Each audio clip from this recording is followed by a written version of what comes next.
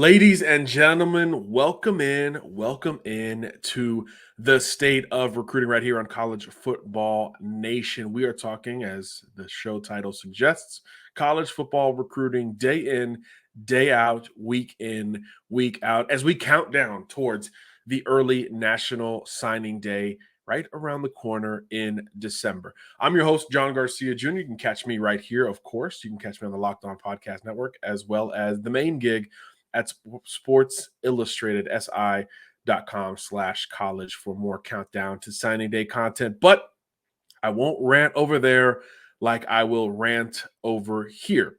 And that brings me to today's show topic. It is decommitment season, y'all. Flip season, change of heart season, heart-stopping roller coaster, emotional ride season from a college football recruiting standpoint. You don't have to catch that information here. Anywhere you look in college football recruiting, it is that time of year where you start to get worried if you're a fan of school X, that school Y is going to take your recruits. And conversely, you get excited about potentially taking your other programs' recruits, your rivals, your understudies, little brothers, if you will, depending on where your college football allegiance aligns. It kind of reminds me of if you watch NFL Red Zone on Sundays, right? Scott Hansen does amazing non-bathroom work where he is standing there for 7 hours giving you the absolute latest as it unfolds in the National Football League. Every time the third quarter ends and the fourth quarter is about to begin, what does he call it? He calls it the witching hour, where losses become wins and wins become losses, however the tagline goes.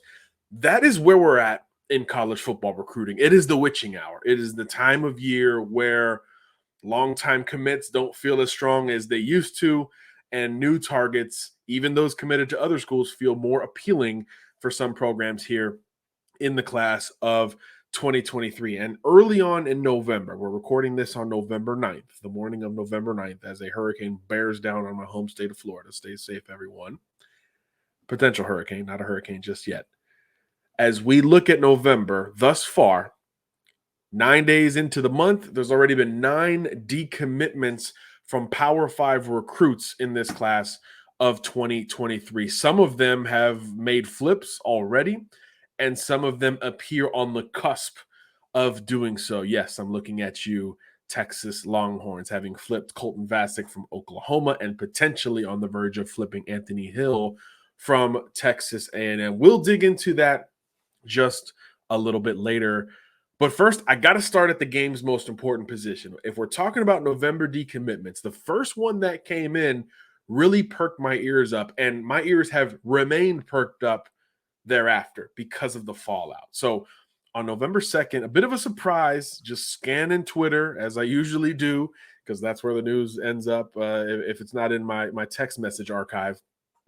And I see Bo Edmondson decommits from Michigan State. Now, on the surface level, you're like, okay, this is a quarterback. Michigan State hasn't been great all year. Decommitment, a little bit late, but kind of understandable just from an optics perspective, right? I mean, a kid from Texas, no true ties to Michigan State in and of itself, gets on Twitter on November 2nd and pens this decommitment letter that we're used to seeing. He said, quote, "After much thought and many considerations with my family and my coaches at Lake Travis, I've decided to decommit from Michigan State University and reopen my recruiting. I just want to thank Coach Tucker and Coach Johnson for all the time they spent with me and my family this past year. This is a difficult decision, and I appreciate all the support that I have received through this journey." So again, surface level, okay, mid-level quarterback decommits from a Power 5 school. Having picked up a bunch of scholarship offers, he can jump into one other option. No big deal. Again, it's just par for the course this time of year. But then I looked into it a little bit more with Bo Edmondson. This is not your conventional decommitment. And the first key to that is how the Michigan State beat, whether it's, Rivals 24/7 on 3, ESPN, etc., how the Michigan State beat covered this decommitment. Usually it's prospect X decommits from school X, and it's kind of a cut and dry, quick story. The fan base doesn't want to read it too much because usually the prospect is parting ways with the program. But the industry and that beat at Michigan State covered it kind of simultaneously the same way. They said Michigan State and Bo Edmondson parted ways. So now, as a veteran of this industry of more than a decade, now my ears perk up like, hold on, red alert, red flag. What's going on here? Something else is lingering in this situation. So you look into it, and there's really two different schools of thought with a coach or a coaching staff parting ways with a recruit. One, something happened, right? Naturally, something bad happened. Maybe something illegal happened, and the school does not want to deal with that. So, hey, we're going to go ahead and pull this scholarship offer. Good luck going forward, but you're not a fit for us, maybe culturally or legally in some cases.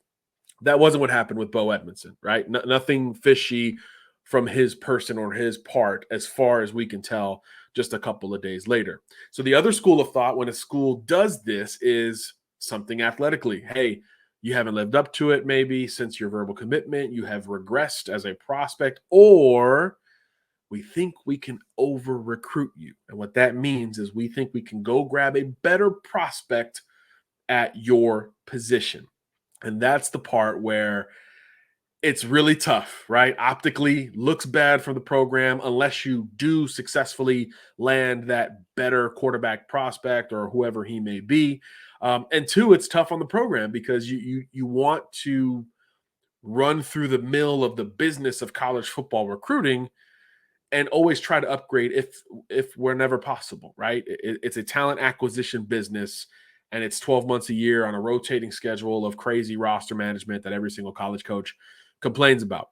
So you understand Michigan State's business-like perspective of, hey, if we can get a better recruit, we go get a better recruit. And now we're giving the kid time to explore his additional options before National Signing Day come December, or maybe even it stretches to February in Bo's case. So as you look into it more, you can understand the optics on both sides of this thing, positively and negatively. Positively, and hey, Mel Tucker wants to upgrade, and negatively, and dang, parting ways with this kid just before signing day, just about a month. Pretty tough to navigate in that regard. And then you look more into this Bo Edmondson situation, and the kid's been hurt all year. He just came back at the end of October. Herniated disc is what I'm seeing reported by local newspapers down in the state of Texas. So he herniated his disc, missed a lot of time. Bo himself has been quoted in saying he's had complications to that injury, meaning it lingered a lot longer. The recovery was a lot longer than many folks expected.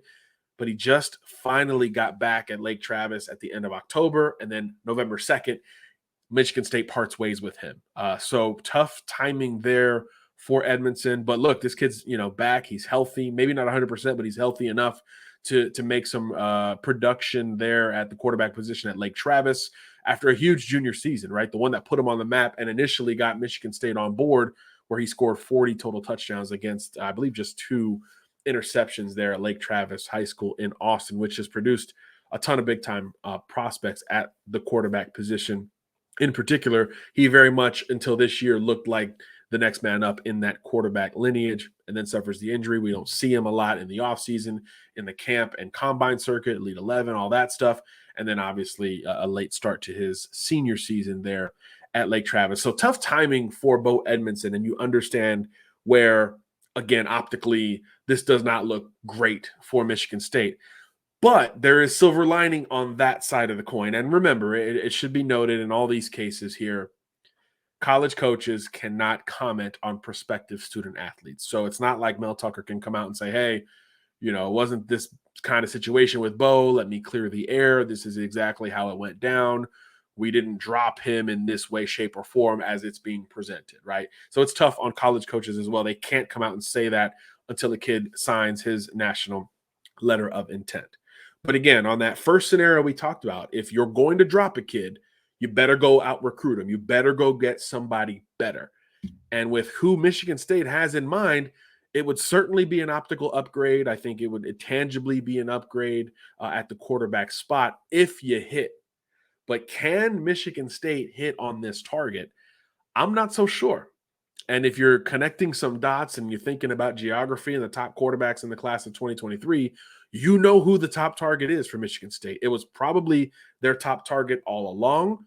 But when you took Bo Edmondson, you bowed out of the race for Dante Moore, number 1 player in the state of Michigan, number 1 quarterback and overall recruit for us at Sports Illustrated.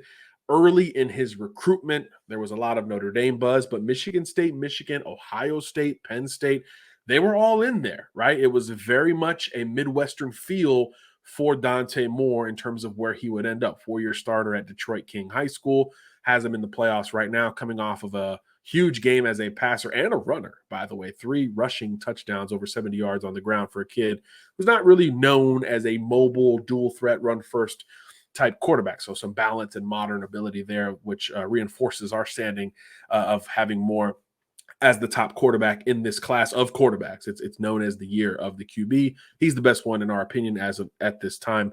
But anyway, you understand why Michigan State early in projecting this class of 2023 would have had him number 1 on the board, right? A Detroit kid. King is very friendly to Michigan State, plenty of connections between those two programs, and a kid who could be that galvanizing recruit, well-known recruit that started picking up offers in 8th and 9th grade. So boom, he would be the face of your program, certainly the face of your recruiting class, understandably so, having him number 1 on the board. But again, early Notre Dame buzz for Dante, really extending all the way until this past offseason before he made his verbal commitment to Oregon. Of course, the program that has had Dante on board since the end of the summer months. And going into that, it was very, very hotly contested, but Michigan State, mainly because it had Bo Edmondson on board, was not really involved in the later stages of the Dante Moore recruitment. It was Oregon, Texas A&M, LSU, Florida, Miami, schools like that. Michigan State hadn't been mentioned with him for a very, very long time. And scanning my notes really quickly here, Bo Edmondson's verbal commitment to Michigan State dates back to February of 2022. So naturally, almost a year before signing day, Edmondson was on board with with Michigan State out of Texas, coming off of that great 2021 season where he scored 40 total touchdowns. So now the conversation shifts from, okay, optics, plus or minus, however you want to look at it, to, wait a minute, does Michigan State feel confident enough in their pursuit of Dante Moore to have let Bo Edmondson go? Could it be that simple? If that's the case, it would be the biggest flip of the cycle. It would be the biggest news of the recruiting cycle, because now the number 1 quarterback is flipping his verbal commitment from one school to the other. We have not seen a lot of quarterbacks decommit at the very top and flip to another school this time of year, right? It usually happens in the offseason leading into your senior year, like it did for Eli Holstein, for instance, decommits from Texas A&M, now on board with Alabama. That is the time of year we typically see that stuff go down. There is a little window, though, between Thanksgiving and Christmas every single cycle because of the carousel, the portal, now NIL, coaching changes, and just that time of year where we're finalizing things as recruits about to sign that letter of intent. There is a window where things do often change from one school to the next if there is mutual interest between both parties. So is this Michigan State being bold and saying, we will let Bo go even with a puncher's chance of landing Dante Moore? Or is there some behind-the-scenes momentum for Sparty in keeping Dante Moore within state lines? Now, of course, this is one of the biggest stories in college football recruiting. A lot of people have been checking in on this, including yours truly. I do have some sources on the West Coast, and I may or may not have hit one in Eugene that I trust. And I said, hey, what's the confidence level in Dante Moore sticking with the Ducks? There was an LOL involved in the reply that I got. So there is still true confidence in Oregon holding on to Dante Moore. I personally otherwise haven't heard enough to think that Michigan State is not making a bold play here, and they're making a conventional play to say, hey, we're going to upgrade at the quarterback position. Say goodbye to prospect X, prospect Y, welcome aboard. Let's go run this thing and see if you can make waves in East Lansing sooner rather than later. But again, everything I've heard to date, and it's still early, says that Michigan State is being bold, trying to swing for the fences here, as opposed to real and true traction between Dante Moore and Mel Tucker's program. Doesn't mean Mel Tucker's program isn't trying. I'm sure he, the OC, the quarterback's coach, everybody's on board with Dante Moore, and he's being flooded to a degree. Dante has confirmed to me since making that verbal commitment to Oregon that other schools have continued to stay in contact. He remains respectful of programs that are in contact with him. He's a smart kid, very businesslike in his approach to recruiting. So naturally, you do expect him to reciprocate some of that interest, at least from a respectful standpoint in terms of keeping that communication. But when does it turn tangible? Could there be a visit to East Lansing? What does Michigan State's home slate look like? Could he potentially get on campus for a visit? That all remains to be seen. I think the biggest thing here, two things. One, Dante, the ball's going to be in his court, right? It's his decision to make. This kid was really stressed going into that Oregon verbal commitment, and there was a true sense of relief when he was done. The kid is thorough. It took a ton of visits before all was said and done here. And now he really wants to focus on King. Senior year of high school, coming off of a state championship. He went to the state title game as a sophomore as well. But there is a sense that he's really all in on this senior season at King High School. And now they're in the playoffs, right? So there is a sense on one hand that he will navigate that schedule and focus there before any potential flirtations or tangible differences in his recruiting are to take place. So if you're a Michigan State fan listening, watch Detroit King High School play on Friday night. See if they come out with the W or the L. If they fall, you can start to keep an eye on Dante Moore and start to try to figure out, can he get on campus for one of these next two home games? MSU, peeping at their schedule here, has got a home game this weekend against Rutgers, and they're home one more time the following weekend against Indiana. So beyond November 19th, no more home games for Michigan State, if that is the plan, right? If you're going to flip Dante Moore, the sense is you got to get him on campus at least one more time. And the game schedule tells us just two more opportunities here to do so. And that would be the next 2 weekends. So again, if King wins and starts rolling towards another state title, you may not have an opportunity to get him on campus for a game. That said, of course, this is, East Lansing to Detroit, not very far, right? And I'm not a geographical expert here, but not very far. That's something you can absolutely get in the car and accomplish. But how does Dante navigate that with respect to Oregon, where he has been extremely firm, both publicly and privately, since making that verbal commitment? Again, a lot went into it. Dante probably committed later than he wanted to in the first place because he was that thorough. He needed that much due diligence in order to make this call. And a lot of first-year coaching staffs were involved, right? We mentioned Oregon, LSU, Miami, even Notre Dame, technically, first-year coaching staff involved in that recruitment. So because of all of that, there was an extension in his decision-making window before he popped for Oregon. And obviously, look, the elephant in the room is, hey, Oregon's rolling under Dan Lanning, right? Only one loss to Georgia to start the season, potentially in position for a college football playoff berth. The Ducks are if they win out. And Bo Nix, as the quarterback for Lanning, and Kenny Dillingham, the offensive coordinator, I mean, he's a Heisman contender, right? He is breaking, some of Justin Herbert's records. He is scorched earth hot right now in recruiting, on the field over the last 2 weekends. I think 11 touchdowns to his name, Bo Nix. So things are rolling with that offense right now in Eugene. And comparatively, Michigan State has hit some upsets here over the last few weeks, including at Illinois just this past weekend. But that offense isn't exactly rolling here. Some of the point totals Sparty has put up this year have not been pretty, right? Just 7 points against Minnesota, just 7 points against Michigan, just 20 in that blowout loss to Ohio State. So the point totals, the offense isn't rolling quite similarly in East Lansing as it is in Eugene, Oregon, under that first-year coaching staff and combination of Dan Lanning and Kenny Dillingham. So again, nothing has come across my desk to suggest Moore is seriously considering Michigan State. But obviously, geographically and over the long stretch of Moore's recruitment, there is a relationship between Tucker and he and that coaching staff. So something to keep an eye on, but nothing tangible at this point unless he takes a visit to me over to East Lansing. So something to keep an eye on. There's, of course, a wild card scenario here, right? We've heard Dan Lanning mentioned in some rumors with some of these open gigs in college football, particularly Auburn.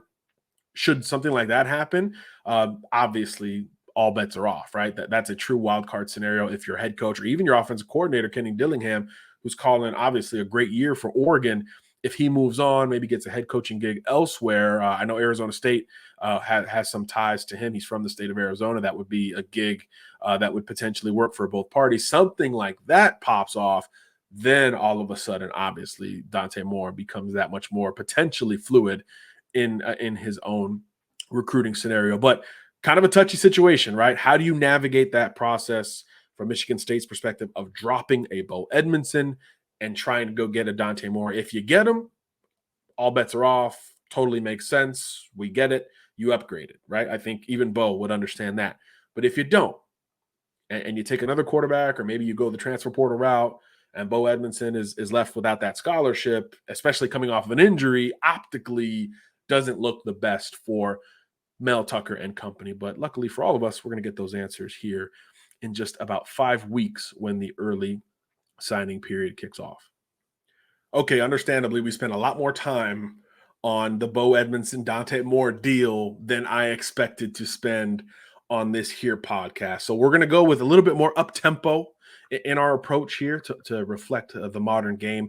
Let's run through some of these other decommitments that are quite interesting to track here in the month of November, just from a national standpoint, because there are some kind of no-brainer decommitments that have gone down where you feel like another school is going to immediately benefit. We've already seen it in one case with Colton Vasek, the SI-99 pass rusher out of Austin Westlake, decommits from Oklahoma, has already verbally committed to Texas. So that was a true flip from one school to the next, and a really big deal for Texas, right? Optically, losing an Austin Westlake recruit anywhere is tough, right? Just like last year with Cade Klubnik. You didn't have Quinn Ewers on board at the time, so I don't think there was a compensation there, but Klubnik was an Austin Westlake quarterback, one of the many great quarterbacks to come out of that school, Drew Brees, Nick Foles, etc. Losing him was tough optically. This cycle, 2 big-time Austin Westlake recruits have said no thanks. Actually, 3 have said no thanks to Texas, the local school, right? TJ Shanahan, who's on board with A&M, Jaden Greathouse, a receiver who is on board with Notre Dame, and Colton Vasek at the time spurned Texas for Oklahoma, despite about 1 billion ties to the University of Texas, where he is a legacy recruit. But all has changed. On November 8th, Vasek flipped that verbal commitment from Oklahoma back to Texas. So Texas gets off the schneid in the Austin Westlake front, and they may not be done, right? Jaden Greathouse, as we mentioned, another SI-99 recruit there at Austin Westlake, is scheduled to visit Texas this weekend. So the flip game for Steve Sarkisian and the Longhorns is going to be something to watch here down the stretch. And it's working on both sides of the coin, right? You've flipped Vasek. You're trying to flip Greathouse. You're trying to flip Anthony Hill, who decommitted from Texas A&M recently as well. But other schools are trying to poach your verbal commitment list as well, whether it's Derek Williams, the cornerback or the safety, cornerback Malik Muhammad is one that many programs are trying to persuade to change his mind. It looks like Alabama could be positioning itself for a flip there. Number 1 running back Cedric Baxter took a visit to Florida State recently for an official. He was once an FSU verbal commitment, and he's from the state of Florida. So that's one to keep an eye on as well. From the Texas perspective, Jonte Cook, the top wide receiver, visited Oregon recently.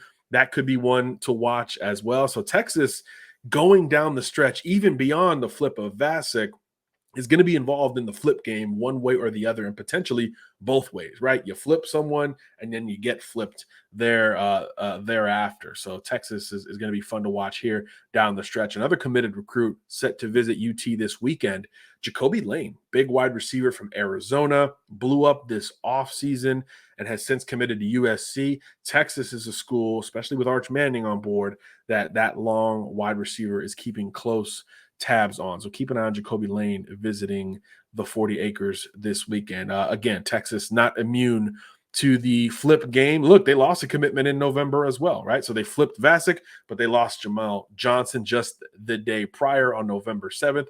He's an in-state safety from Arlington. Ole Miss has some traction in that recruitment after hosting him for an official visit for their win over Kentucky. So Texas definitely at the forefront of the flip game, decommitment season, silly season, whatever we want to call it, this time of year. We mentioned Anthony Hill previously, decommitted from A&M on the 7th. huge deal in college football recruiting. This is another SI 99 recruit, big time linebacker, one of the most complete players in this class. We talk about floor and ceiling and your upside and all these things. Anthony Hill has a complete game and a controlled, mature game at the linebacker position at 6'2", 225. He's also physically ready-made for college football from a height, weight, and frame standpoint. Smart, cerebral player who can rush the passer, can drop back in coverage, and can certainly run sideline to sideline and rack up the tackles. Big fan of his game. He is off the board for Texas A&M, and looks like a lean towards Texas with that visit scheduled for this weekend. TCU looks like a player. I think Florida, Miami, USC, Alabama, Oklahoma, a lot of other schools were involved in that recruitment before he popped for Jimbo Fisher and Texas A&M. You wonder what that looks like down the stretch. He's already taken all 5 official visits, but he can obviously hit the road for some unofficials, much like he'll do this weekend over at Austin for that UT-TCU game. And then you also wonder when he's going to decide. Right now, I would venture to think he's going to wait until that early signing period next month. So the school is making up ground theoretically against Texas, who is certainly the optical favorite here. Now you've got time to make that push, whether you're Mario Cristobal, Billy Napier, Lincoln Riley, Brent Venables, etc. Moving on to some other big decommitments and some schools that could be in position here going forward. Trech Kekahuna, originally from Hawaii, decommits from Wisconsin. He's now playing at Bishop Gorman High School in Las Vegas, Nevada, one of the top high schools in the country. Little slot receiver, 5'11", 180 pounds or so. Decommits from Wisconsin, where, of course, there has been a coaching change, although Jim Leonard, we think, as the interim, has an opportunity to stick it out and be the permanent head coach. Kekahuna has visited Oregon, and it looks like the Ducks could be in prime position there. He decommitted on November 3rd, so he's certainly one we're keeping an eye on to a degree. Don't know when he's going to wrap up the recruiting process, but that's one, again, I do have my collective eye on as Oregon looks to flip a bunch of recruits, right? Kekahuna is there. Jamari Johnson is committed to Louisville. He's one that Oregon has been pretty darn high on for some time. So these pass catchers, and with the success of Oregon's offense this season, you do understand that a little bit more offensive firepower could be that much more interested in Dan Lanning and the Oregon Ducks. And then another decommitment that's a little bit more under the radar, but worth talking about, is Khalifa Keith. Big, physical, downhill running back out of Birmingham, Alabama, Parker High School. Blew up as a junior. Kentucky identified early, got him that green light after the scholarship offer, and he jumped on board, I believe, in the summer months. And it was quiet, but he has since had a pretty big senior season, especially early on, and a bunch of other schools have jumped in with scholarship offers. Auburn is involved. South Carolina is involved. And Tennessee is involved among SEC programs. That's the one to keep an eye on. Tennessee has raided the state of Alabama in this cycle. They just picked up on the 8th. They just picked up Vyson Lang, a big interior offensive lineman out of Pike Road High School. And Tennessee wants to play balanced. Again, we look at Hendon Hooker and Josh Heupel and that offense and think it's all about the big play, the deep ball, all that stuff. And it is to a degree, but tempo and the running game is what sets that up for UT. So a big physical downhill back is something they don't necessarily have on that roster. We saw them coveting that in their pursuit of other backs. Dante Dowdle from Mississippi, Roderick Robinson from San Diego, who has since committed to Georgia. Tennessee's after a big physical downhill back, and now Keith is lined up a visit to Knoxville this coming weekend, and it looks like they could be the emerging favorites for his services. Just not sure when that commitment is going to take place now that he has decommitted from Kentucky. And other schools are keeping an eye on Keith as well. I think Miami offered on Tuesday night. They do not have a running back verbally committed in this class of 2023. So the Canes could be a program to keep an eye on there as well. I think they also offered a Michigan running back commitment from the state of Michigan. So Miami definitely one of the programs that could be involved in the flip game here moving forward. They're trying to flip a bunch of players, right? Jalen Brown, their wide receiver, committed to LSU. Stanquan Clark, the linebacker, committed to Louisville. Louisville's got a big target on its back, right? A program that has benefited from some additional NIL exposure. I think that's safe to say. Reuben Owens, big time SI 99 running back recruit, verbally committed there, among a bunch of other explosive offensive players out of the region, right? Owens from Texas, and they've got this huge California contingent on board right now, led by quarterback Pierce Clarkson.